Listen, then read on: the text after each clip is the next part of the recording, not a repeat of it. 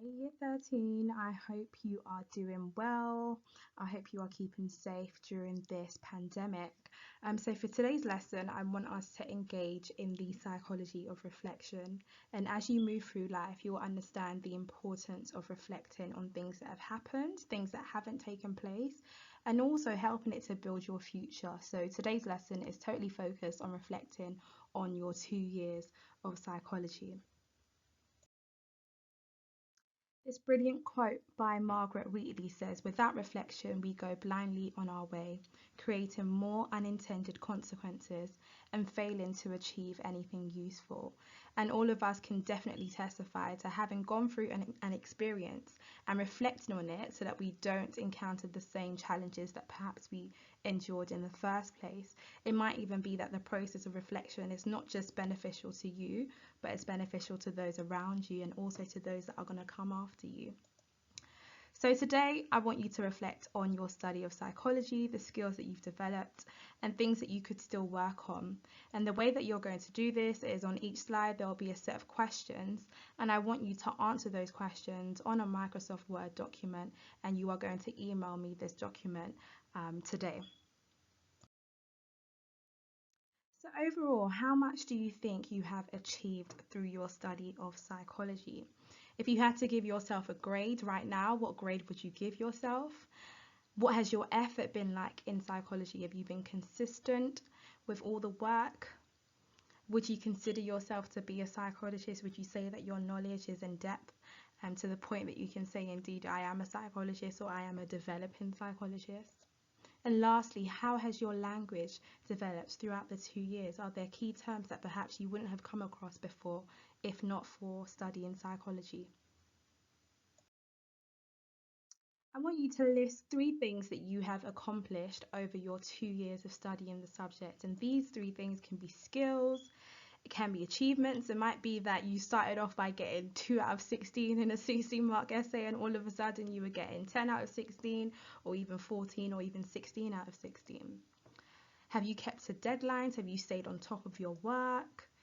Have you embraced your community? So I know many of you are part of a WhatsApp group. Has it been such that psychology has allowed you to broaden your community? And have you shown resilience? Have you perhaps experienced a little bit of failure in psychology, but you've actually bounced back, you've taken on the feedback to drive forward your learning? These are things that you should celebrate and things that you should recognize as worthy accomplishments. For this one, I want you to share what you have enjoyed the most and the least about your study of psychology. So it might be that there's a topic that really irked you. It didn't sit right with you. It was a bit of annoying, or it was confusing. And it might be that you've got a favorite topic in psychology that you would be willing to share with anyone and everyone who would be willing to hear. So have a think and reflect on the things that you've enjoyed the most and also the things that you've enjoyed the least about psychology. It might also be that some teaching methods didn't sit right with you, and that's okay. But it's important that you're honest in these reflections. So, is there anything you wish you had done throughout your studies to help you progress that you didn't do at the time? So, you might say to me, "Oh, Miss, I wish that in year 12 I had put in much more effort for my recall practice, because that would have helped me in so and so mock exam, or being able to explain a theory." So have a think whether there's anything that you would do differently. Perhaps you might say, "Oh, I wish I put more effort into revising for certain exams or in-class assessments," or "I wish that my notes were more organized." Have a think about what you would do to improve, and perhaps write it, taking the position of someone who's given advice to an incoming year 12 student.